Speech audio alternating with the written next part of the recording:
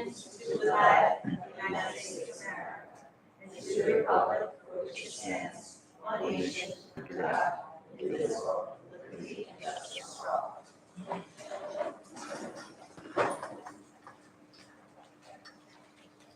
It's great to see everybody tonight. Thank you for coming out. I would just like to send Dr. Ryan's regrets that he could not be here tonight. And I will pass the microphone over to Dr. Gallagher. Thank you, Ms. Conway. Just a few remarks before we head into our work session topic. First of all, last week was School Board Recognition Week. And, I think it goes without saying that we have people in our community who are dedicated and willing to give up their time to help support our students in our school district, and we're so grateful for that. Many people don't know that board members don't get a salary. This is volunteer, and this is really just them being concerned and wanting to do what best makes good for our district. And I'm happy to work with a board that always keeps the needs of our kids as the central decision-making force. So I would just personally, on behalf of the district, like to thank you to the board members for all that they do and all that they give to our community.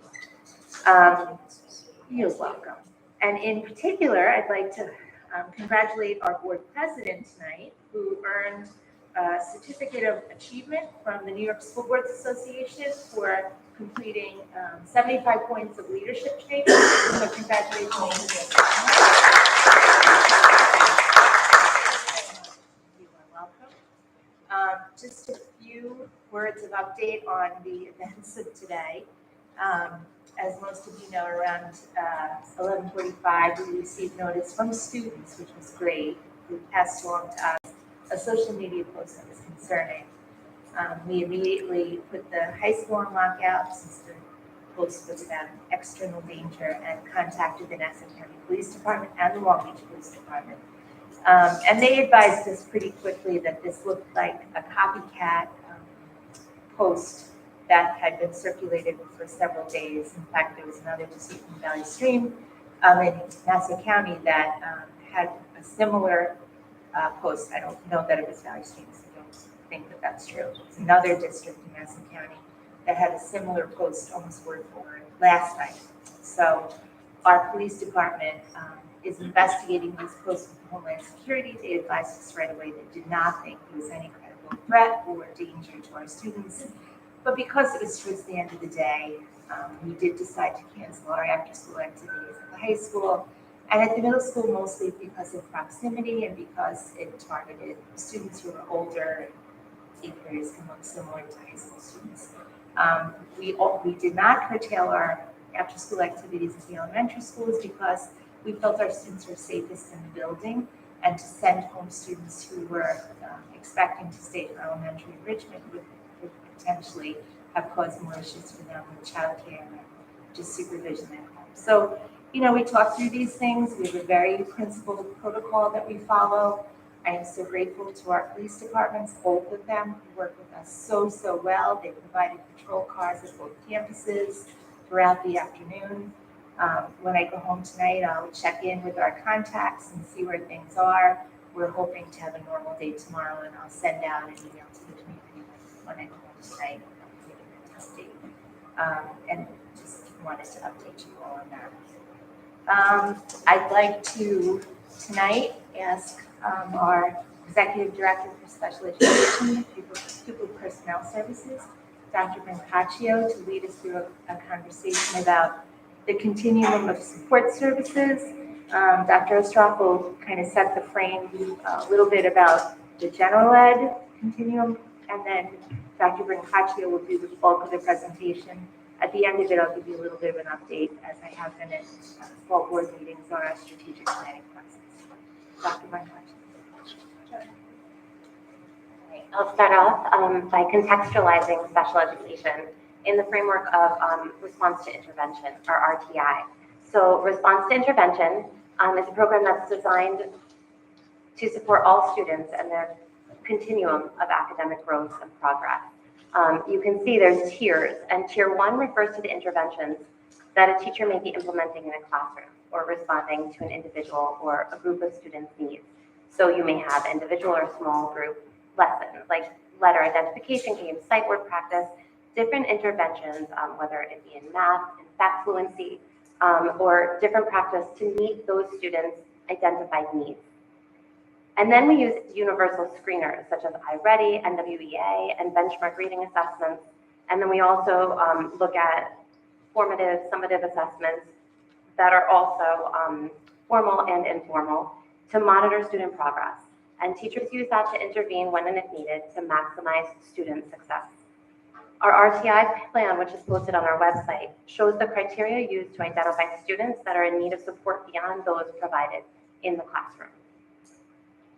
An instructional support team composed of teachers, administrators, and other support staff monitors student progress and responses, and then determines when or if to move students up and down these levels of intervention. This usually occurs on a 6 to 8 week cycle, during which the team determines the type, the frequency, the grouping of support needed for students to learn best. And this year we paired the math interventions with our K-2 WINGS program, or What I Need to Grow as a Student program. And our literacy interventions are paired with our 3rd through 5th WINGS program. And this helps provide both formal and informal enrichment and intervention, both through the RTI program and outside of it as well. And if and when students are not responding at Tier 3, they may be recommended to the Committee of Special Services and Special Education for an evaluation for more intensive services and support. So I'm going to turn the presentation over to Dr. Brancaccio to detail the services provided by our Special Education Department. Do you want me to use the mic over here, or do you want me to just project my voice? What's better? It's been a little, it's been maybe not working. Do you want me to? I can hear you. I can project it. I can project it. The mic would be better though. Yeah.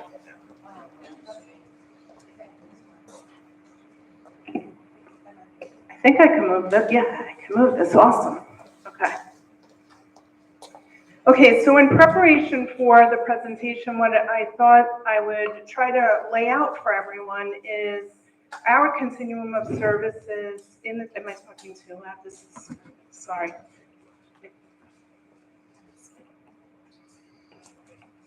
I thought, no. Yeah, that seems like.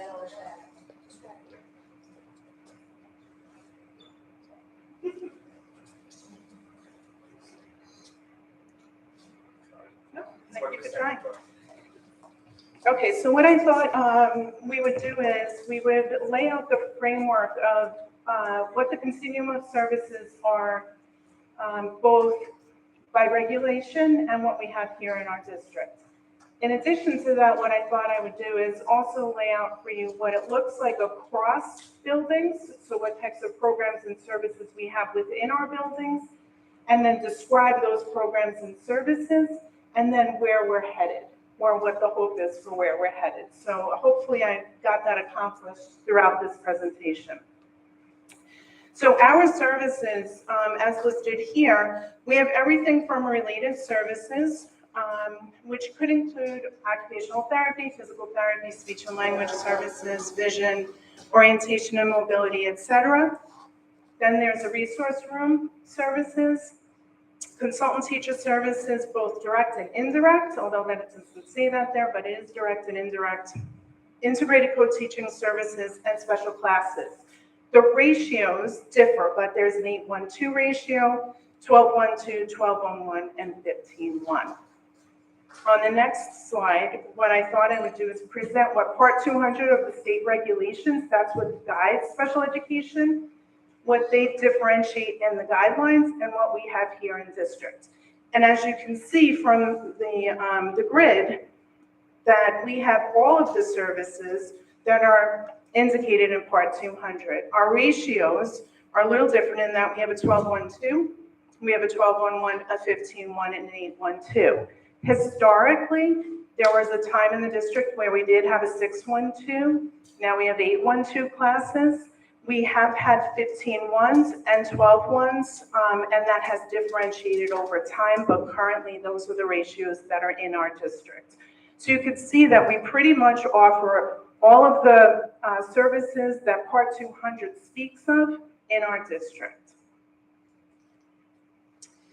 In taking a look across the district, and what I did in this grid was I noted each of the buildings because there are differences.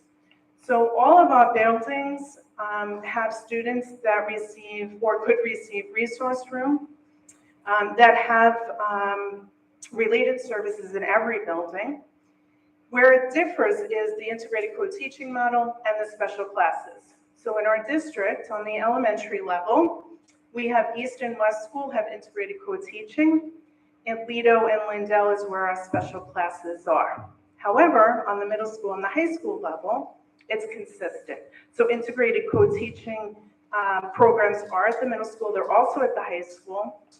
The numbers of students that receive resource room or a combination of resource room and consultant teacher may differ, but the ratios are also different in the middle school and the high school. They're not the same as they are in the elementary schools. And that is shown here on the grid. Anything with that? Okay, so the model of integrated co-teaching, what I wanted to mention is that integrated co-teaching is listed in the Part 200 regulations that districts may implement an integrated co-teaching model, but it's not the same that we have to provide an integrated co-teaching model. That's the only program that speaks that language is in the regulation. Everything else, related services, resource room, consultant teacher direct, special classes, is a delivery of service that all districts must implement. So with that being said, the elementary program, East, West, and Lido, the way it's structured currently is that there's a special education teacher in those classrooms for 4 periods. So for 2 periods of math and 2 periods of ELA, that was the intention. There could be an additional pull-out period for those students that need additional supports with IEP goals, reteaching, pre-teaching, and that's determined at the CSE meeting. So not every student has it, but some do, and some need it. Bless you. In addition to that, for those additional 2 periods of students' day, when the special educator is not in the classroom, there's a teaching assistant in the classroom to support those students. The support is for accommodations, modifications, pre-teaching, reteaching within the classroom, etc. They're implementing or helping to implement instruction and also to make sure the accommodations are being met as well.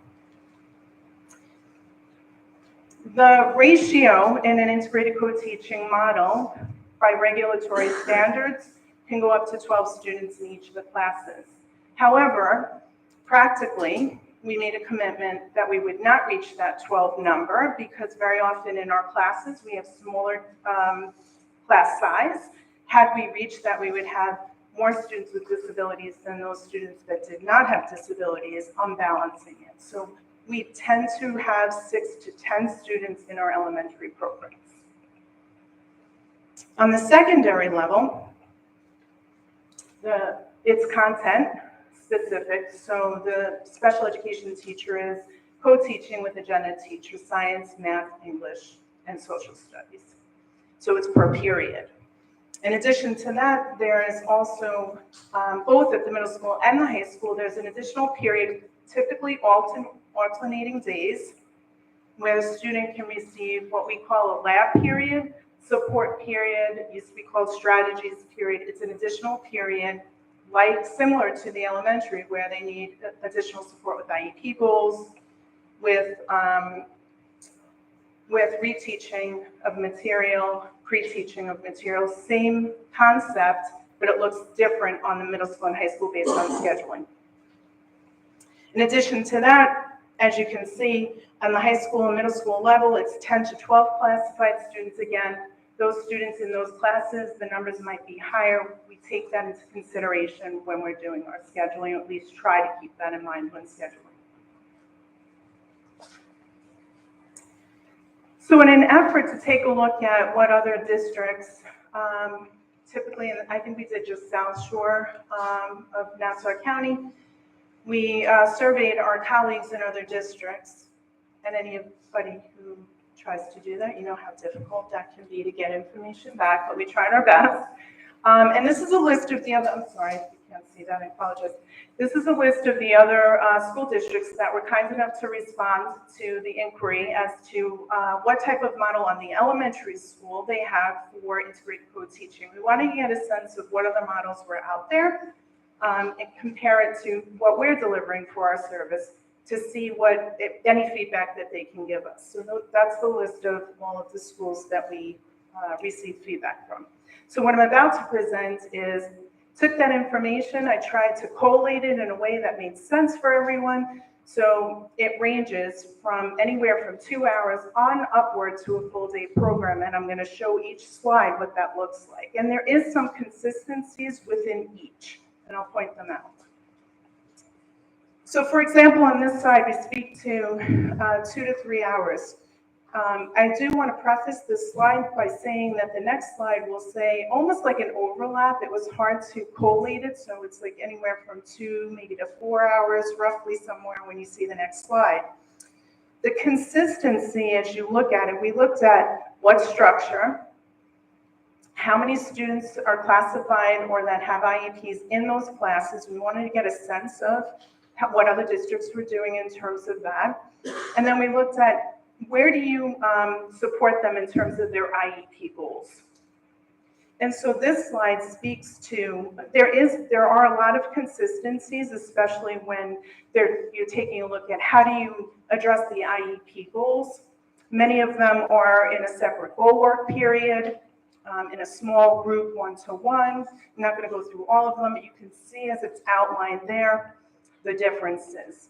The amount of students is anywhere, the smallest amount rather is 5 or less. That's pretty small for 2 hours, all the way up to 12 as per the regulation.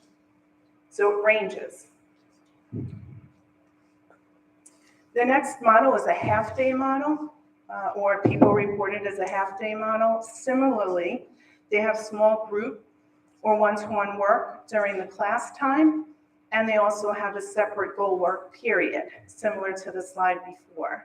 Again, you're looking at no more than 8 students, 6 to 10 students in the other school that reported this out. And then we have our colleagues, some of our colleagues have full day programs where there's this full-time special education teacher in the classroom on the elementary level all day. The amount of students, again, ranges 5 or less, 6 to 10, or up to 12 as per the regulation. And again, taking a look at how do you address the IEP goals consistent with the other models, small group or one-to-one work during class time, is generally all of them reported that as being how they're addressing it. There were some unique models or differences. It wasn't completely clean to 2, 3, half day or full day. One of the school districts had implemented K-3, a full day program, and then 4 to 6, it was 2 hours, and it was split between ELA and math, so a combination depending upon the grade level. Some were mostly full day, but some sections that had low caseload was a half day, so again, they did a combination of both. And then one school district is gradually getting to a full day for most of their grades. That's on the bottom here. I want to shift for a moment because part of it's not just our elementary and our secondary, but we also have preschool students with disabilities, and I wanted to speak a little bit about that as well. We have students, our pre-care little friends, as we like to refer to them as. They are receiving services. The Nassau County oversees the special education preschool program. What I mean by that is not only do they fund it, but they also, there's a list of providers that families need to work with in order to have their students receive the services. It's not provided through the school district. And so our students, our little friends, do receive any number of the services. We have students receiving anything from related services all the way up to a center-based program. We have students in full-day center-based programs, which is a special education program. We have those that are split. And what we're seeing is a rise in special education itinerant teacher services, which is similar on the elementary level. There's a special ed teacher that goes to their early childhood center and provides instruction to them or supports them while they're in school. And we're seeing a little bit of an increase in that, and I'll speak to that in a moment. We also thought that it would be important for you to see our numbers over time. So we just took the last several years so that you can see where students are receiving services and what those numbers look like in our district. And so, for example, we have last year, again, it's last year's the last full year of numbers, and this is what we've reported to the State Education Department. We are to report our numbers every year. And so I pulled those numbers so that you would get a snapshot. And so as you can see from the snapshot, pretty consistent. I mean, there's been some shifts. We have some students that are receiving a combination of related services and SEED service a little bit more than the year before. So there's some movement within there. What we're finding is, and you can certainly help me if I don't say it the right way, but what we're finding is that the students that are not able to, there's not enough full day or half day programs. And so what's happening to our students is in order to support them, we're supporting them more with a SEED service, or special ed itinerant teacher services. And many of them are getting related services regardless. So in order to give them the support while they're waiting for a placement in these schools that there are limited spots, if you will, we provide them with SEED services. So we're seeing that, and it isn't really reflected too much in those numbers, but we're seeing it practically over the end of last year into this year. Yes? So the trends in school age, I tried to point that out the same way if I could. The first column is inside the regular class for 80% or more of their school day. That's where you want your numbers to be the highest. We want our students to be in the regular classroom more often than being pulled out into either related services or into segregated settings. And you can see from the numbers from 2020 to 2021, we had an increase in numbers there, but we had an overall increase in total amount of students with disabilities. So we've seen a jump, and we've still continued to maintain those students in their general ed class for 80% or more of the school day. As you move across, you'll see inside regular class for 40 to 79% of the school day. So those are students in integrated co-teaching because they're in gen ed, but they're also then receiving pull-out services. So they're receiving speech, OT, PT, a combination, and we're seeing more students receive multiple related services, and every time you have a multiple service where it's not being pushed into a classroom, you're considered out of the class, and therefore you fall into that category. What you can also notice from this slide is that as you go across and you see separate school, residential facility, home placement, et cetera, our numbers are in single digits, and that's what we want to see. The separate school placements, we still have a number of students that are out of district in very segregated settings. Their needs are more than what we can provide here in our public school. What I also wanted to point out on at the end, parentally placed in non-public schools, the number was in 16-17, 662. We had Hebrew Academy of Long Beach. We were providing services to those students. That school had moved, and that's why you see the number drop significantly. So that's why that's asterisk there. So where do we go from here? The integrated co-teaching model had, we were focusing more on the integrated co-teaching model, and I shared with you all what some of our colleagues are doing. And one of the things that we're going to be taking a look at is there have been changes to the general education curriculum as well as the schedule. And that also has implications for students that have related services and also has special education services. And so this year that had been implemented. And one of the things we want to take a look at is what are those implications for instruction for our students that have additional needs? And what I mean by that is, if instruction is taking place either in math or reading, let's say, and there's an additional period, which you saw on the first slide, that's the wings period, what does that mean for our students that need additional support? Is there a way that we can integrate that support without having to provide a special education teacher for the amount of periods that we currently have? I don't know the answer to that, but it's something that we're going to take a look at. In addition to that, do we need to consider, similar to my other colleagues, different supports at different grade levels? Is that something that makes sense for our community? Again, I don't have the answer currently, but it's something that we're going to start to tease out, looking at some of the supports that our students are getting, looking at the curriculum and the periods of support that they need in order to get their accommodations, their direct instruction, etc. We'll be taking a look at that. The other thing that we need to consider is how much adult support do they have? We have teaching assistants in those classes. We have teaching assistants in our special classes.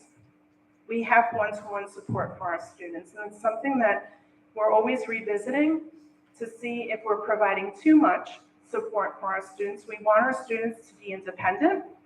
We want to teach them the skills because they will not always have an adult next to them to provide that support. And each student comes with unique needs.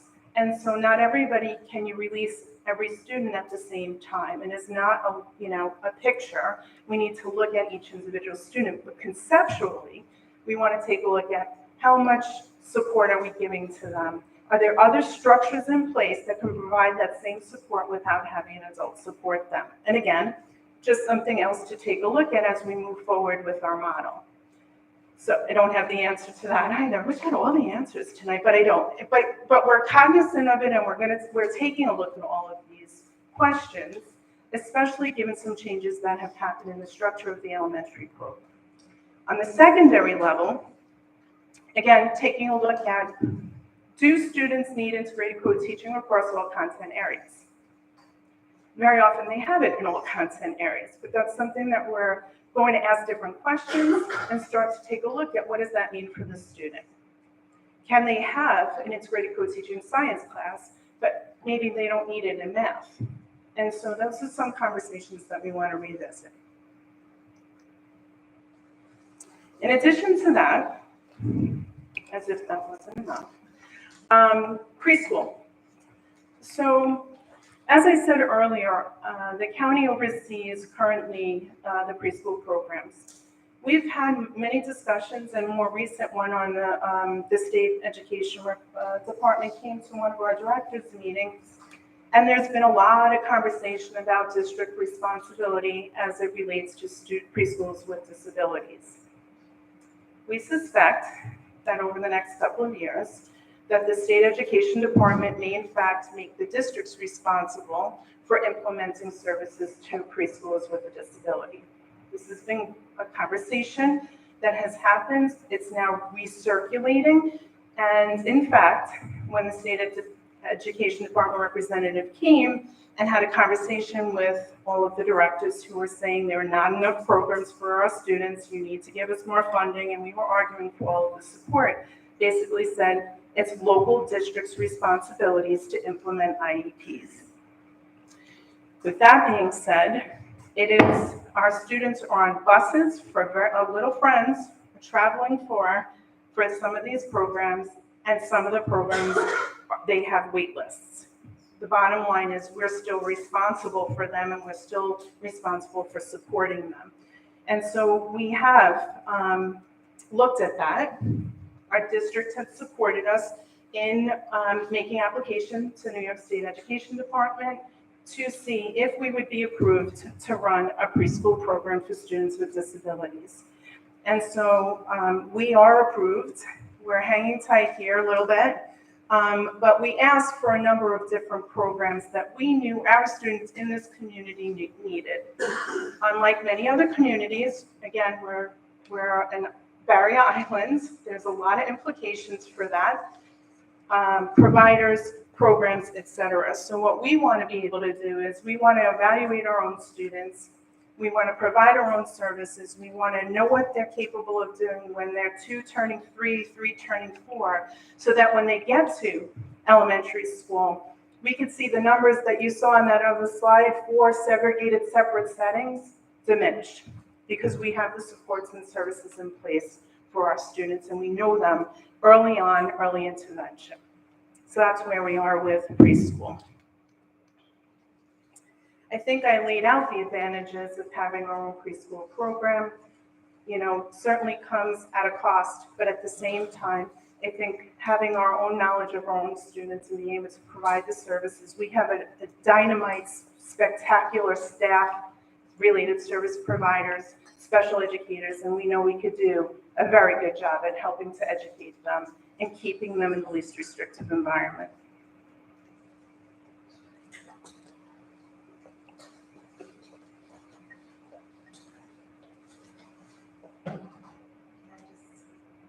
Clicker? Yes. So just to quickly, I had promised that each meeting this fall, I'd have a quick update on our strategic planning process, and we'll open the floor for some conversation about our presentation. So over the first 2 exchanges focused mostly on the strengths of our district and on any suggestions that people had for instructional changes or innovations. And just a quick summary, the key instructional strengths that were noted in the exchanges, number 1, resoundingly, was our dedicated teachers and staff, which of course we all know, and it was wonderful for me to hear that feedback from our community, that that's the major strength of Long Beach, is certainly the people who work here. Second to that was the variety of curricular offerings, that we have everything from AB, IB, AP, college level, CTE, all those acronyms, many elective offerings at all levels, art, music, business. Several people use the term something for everyone, which is, I think, a real philosophy of our district, something that we're proud of. Many people, including our students, and maybe especially our students, noted the diverse and inclusive community as a strength, which, again, something I think we're all proud of. Many opportunities for enrichment, both academic and sports and extracurricular activities, a very strong early literacy foundation, and the recent expansions of our STEM programs. So those were all kind of the highlighted updates of strengths. In terms of considerations for additions or changes, again, these are kind of grouped by theme. People seem to really like the idea of expanding our outdoor education programs and environmental education. We've started to do that with our greenhouse initiatives. We've talked about expanding even our access to our Bay research studies in the Bay, and that is something that resounded with the community. And along with that, even more STEM opportunities, the space program, some of the things that we've done in the past few years in Cold Spring Harbor Lab to really give our students the opportunity to explore science, technology, engineering, and math. A theme was greater opportunities. It's both a strength and something people would like to see more of for enrichment, challenge, and choice. And those things are often linked together. How do we give students who are ready for more of a challenge or more of an enriched curriculum that opportunity? And how do we give our students more choice in what they're doing?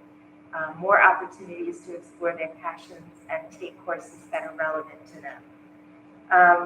There was a theme of examining the quantity and quality of assignments and homework. And that's something that we've talked about a lot. More CTE pathways. I think people responded positively to our medical assisting program and the fact that we support sending students to CTE programs at BOCES. And I think we'd like to see more of that, more options.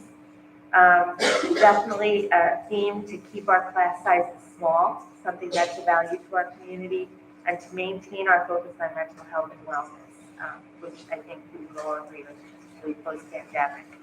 Just the next steps, I did put out the third exchange on facilities. I can give an update on that at our next board meeting.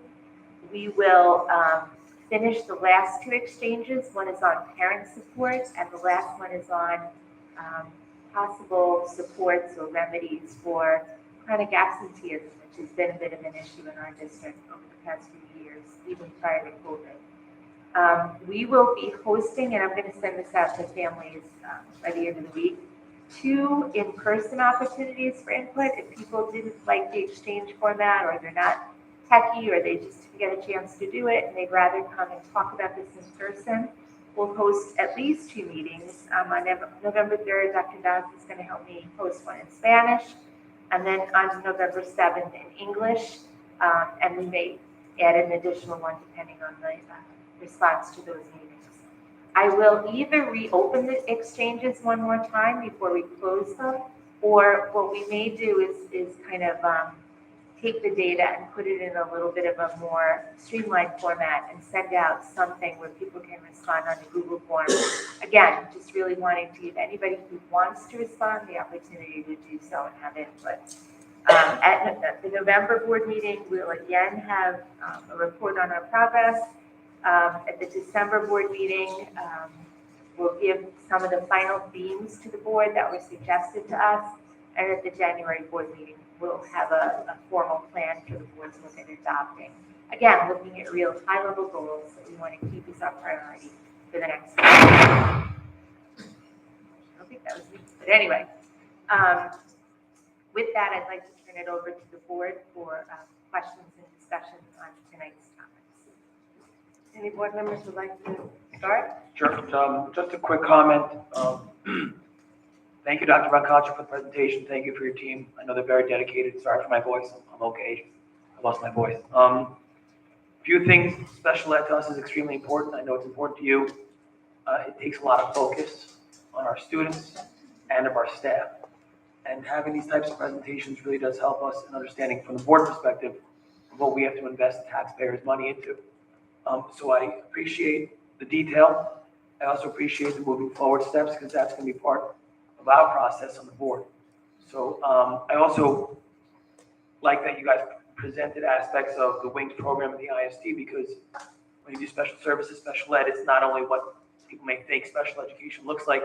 There's kids who are nearby or may need other assistance, and sometimes they get lost in the fray, and we're happy that there also is a focus for them. So that's what we'll see it. Any other board member would like to?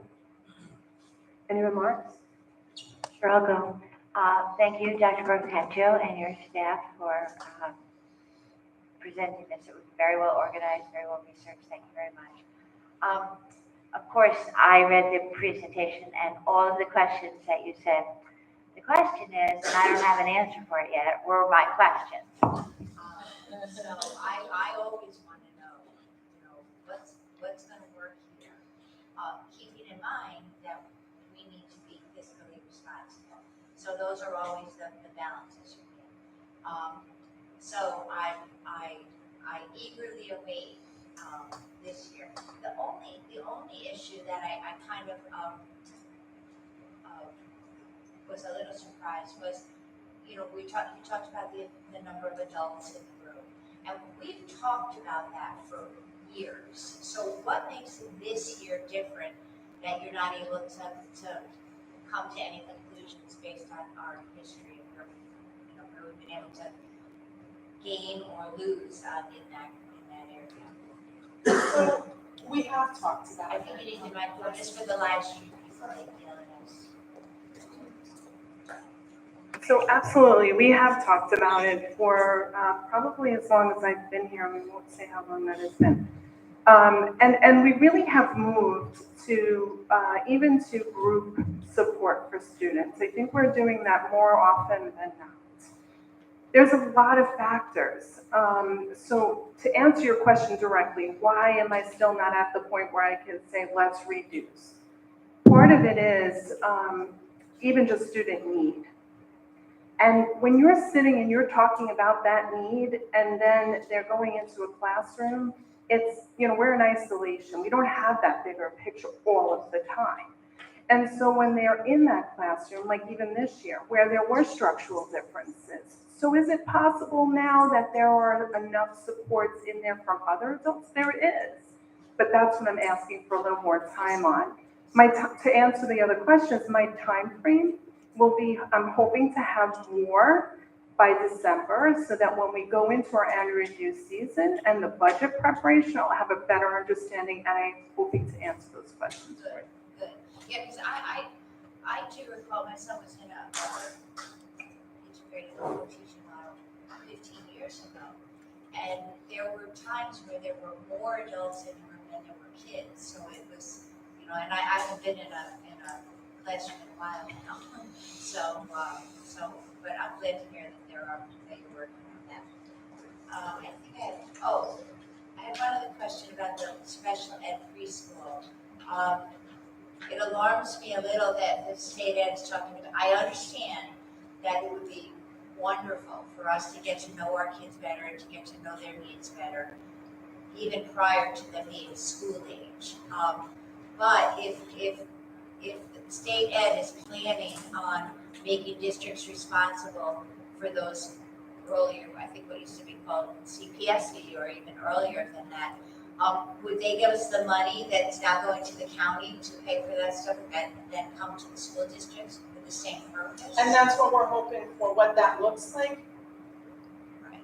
I mean, they have to, because, another unfunded mandate, that's going to be worse than not having any center-based programs or any outside, places to have kids serviced.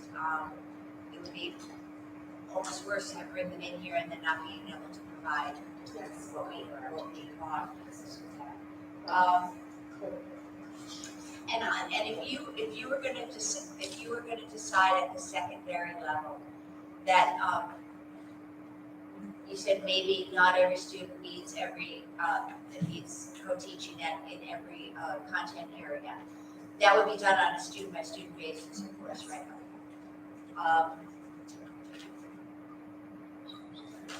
Okay.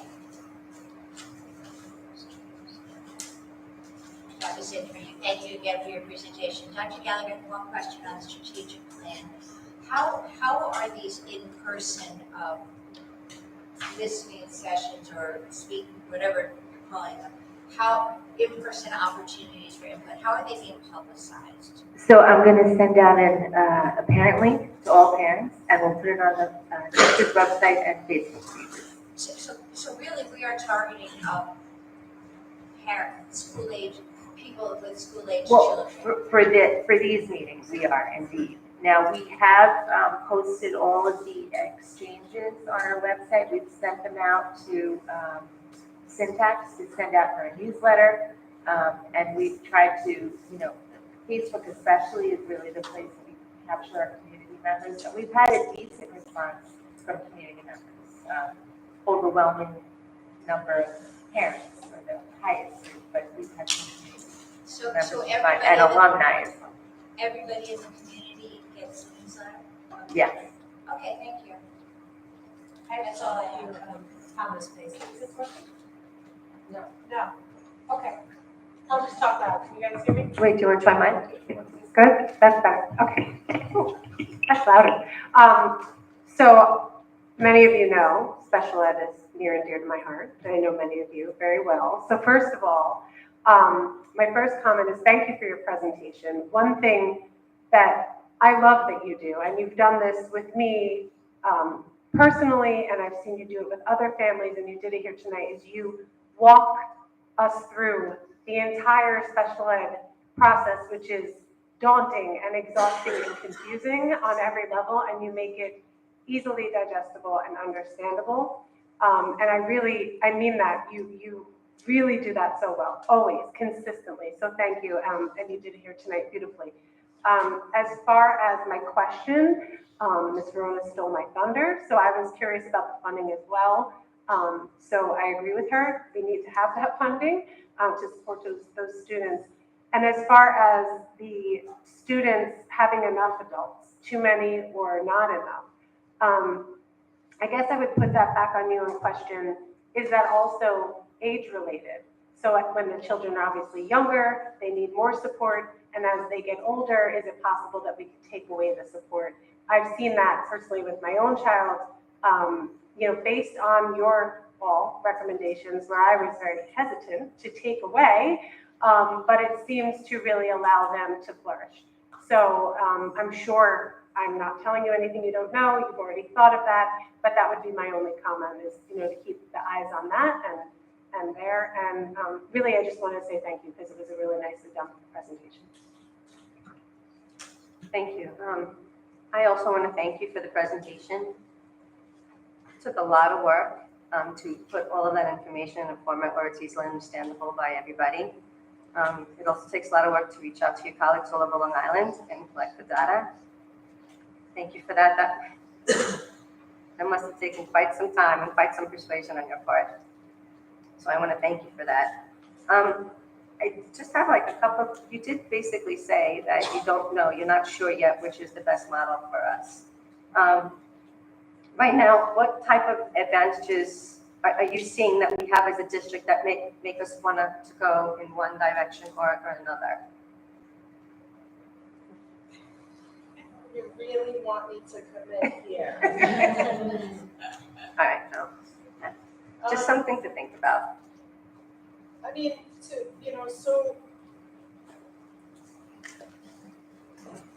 While you're walking up, I just want to say, we have the 9th highest graduation rate in the county for students with disabilities. So that's evidence that what we're doing is on some levels working very well. I think we always, in all of our departments, look for, can we do it better? Can we do it more efficiently? Can we serve students better?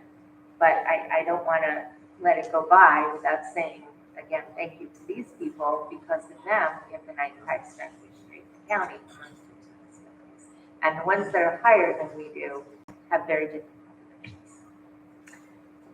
So I'll try my best to answer the question because I know I'm sort of lingering out there. So my thought process, just with the concerns for independence, success, that formula is difficult. And that's really what I'm looking at.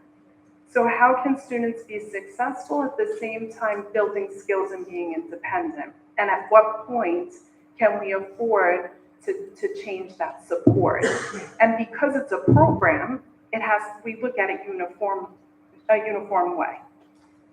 But I'm wondering if we should be looking at it that way. So, and what I mean by that is the K-1-2, right? Those are little friends coming in, and very often they're coming in from programs and supports in preschool that we're not knowledgeable of. Maybe that's where our support is heavily weighted. And then as they get to be a little bit older, we start to fade a little bit because the world of middle school and high school is very different. And that's where my thought process is. Don't have the answer to say, yes, that's what our community needs, but that's what I'm wondering.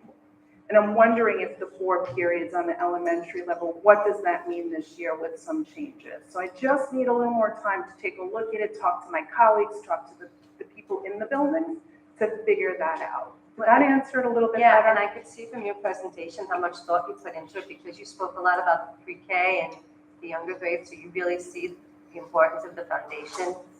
And I don't want to take away from your whole group. I mean, I think everyone, you work so hard with our students, and we know you give your all, and we can't thank you enough for all that you do for them. So to me, I think we do, just like our surveys say, we do have wonderful, dedicated teachers and staffs. So it's always difficult to try to think of like, well, we have something so wonderful, how are we going to make it better, like Dr. Gallagher just said. So I thank you for your honesty. Just one quick question. Are TAs in our special ed classes, are they certified teachers? Some may be, but it's not a requirement. So some might be just by nature of what they went to school for, but some aren't. Okay. That's fine. I just wanted to know if they're certified. We have several in process. Okay, just because do you find that some who have some certifications you use for different, I would say you use them for different strategies for different students other than teachers who don't. But one thing I do know is that no matter what, they all take care of our students and they give their all to them no matter what, which again makes us very special. So thank you. Dr. Gallagher, thank you for answering the questions about your strategic day committee. I just look forward to your questions. And I hope that everybody knows to go online and to answer your questions. Just a quick question, how many students answered the survey?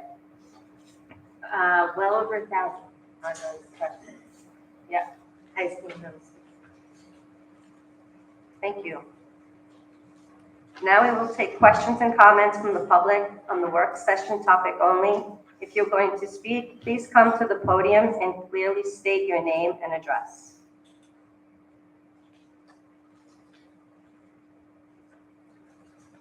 Okay. Board of Education, any old or new business?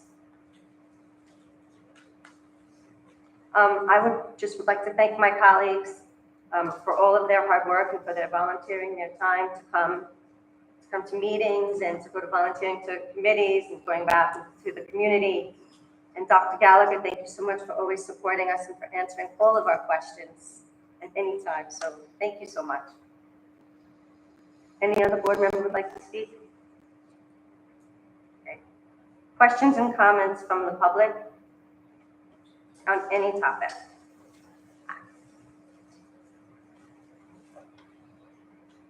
So, Dr. Gallagher, Your name, I'm sorry, your name and your address. thank you. Juliana Carmichael, 73 Louisiana Street. So I'm happy that you mentioned today's incident, and it was the Valley Stream School District. Or actually, That's not been confirmed. They had an incident as Okay. well, but the text being the same, I don't know that this is. social media circulating, friends. So this is part of where my question is coming from. So just what is our process or procedures with things like this? And specifically, right, so the high school was on a lockout. But what does that mean for the other schools in the area? So it depends on the situation, and my degree is in curriculum and instruction, so I don't pretend to be the expert on this. We consult with our law enforcement officials, and they advise us on what next steps should be taken. How credible is the threat? How broad is the threat? This one was specifically targeting high school students. Was the threat, and everyone has seen it by now, I'm sure, said it was a former student who had been bullied. So we really look at each individual situation and respond in a way that we believe we need to respond to keep our students safe without overreacting, and then causing other issues. So we said, well, what about elementary? Do we send elementary home early?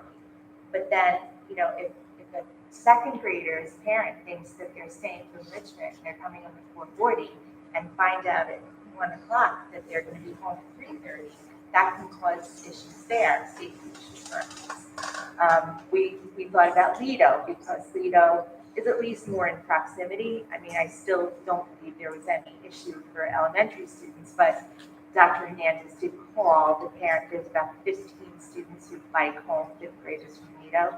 They called all of those parents and said, if you want to come get them, do. And then when we put out emails to everyone, we put that out as an option for everyone. If anyone was concerned, call your school. That's great to know. Thank you. So we really try to work, Commissioner Walsh, I was texting with him all day. Long Beach, the Nassau County Police were at our buildings within minutes. We're lucky, despite being a barrier island, because there is the Nassau County Police car stationed on the island always, because our Long Beach Police, the first thing he said is, if you need anything, I'll send people down. We have a pretty robust response from law enforcement, and we trust them. When they're the ones who do this kind of stuff all the time. They had been researching whatever happened in Valley Stream. There was one in Colgate yesterday. There's been a couple of incidents on BOE, and we listen to them and make our decisions. So I know I'm supposed to be timed right, but to add on to it, so in the email that had gone out yesterday to Valley Stream, that's why I mentioned it, so we've seen that. But they had warned the parents the night before, and I wanted to say I'm super proud to hear that it was students that reported it, like really, really proud that our kids said something, they spoke up. But so in the Valley Stream email, it said what the plan was for the rest of the week. And the precautions that they were going to take, and I know you said you're going to go home and have more conversations. What are we? So what I'm going to do when I go home is reach out to our contacts in law enforcement and see if anything else has emerged. But they have really said to us, this is not credible, especially since it's word for word what was in another district's thread. And that we can have business as usual for the rest of the week. Both departments did say they would increase patrols around our schools to make us feel extra safe. So if there's no new information when I go home, the message to families will be that we'll resume normal operations tomorrow, as I believe the other districts did in their states. Sure. Thank you.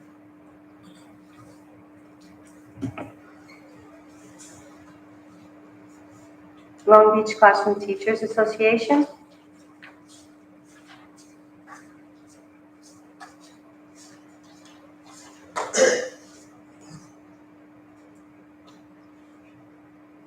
Good evening, ladies and gentlemen of the board. In honor of School Board Recognition Week, which was last week, I would like to say thank you to all the past and present school board members, the countless hours that you've put in and volunteered to help formulate goals consistent with the needs of our children. Thank you very much for. Thank you. I want to make a comment on that mustache, but I'm not quite sure what I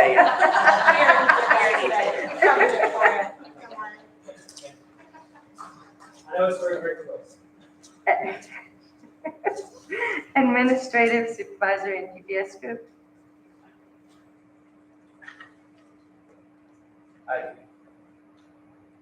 Hi, good evening. I want to, in honor of school board recognition, I want to thank you as school members for your dedication to the students, the staff, all the employees, the community of Long Beach. We thank you very much. Thank you, Dr. Rincaccio, for a thorough presentation this evening, and for staff who's here supporting her. In light of today's events, I'd like to thank the high school administration team in Central for implementing a lockout. Sometimes there's scary times, and you quickly act to that, and we appreciate that. I want to thank the teachers of the high school, the support staff, for ensuring the safety of our students. Thanks to Orlando Garcia, the security team, police department, for also securing the campus. And thanks for Mr. DeVito for communicating throughout the day to the families of the events and the updates that happened throughout the day. So thank you. Thank you. LBSEA, Long Beach School Employees Association, Group C. Parent Teacher Association. And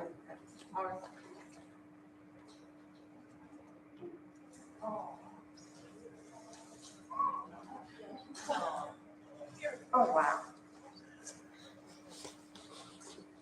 Hello, Sweat. This is why I volunteer.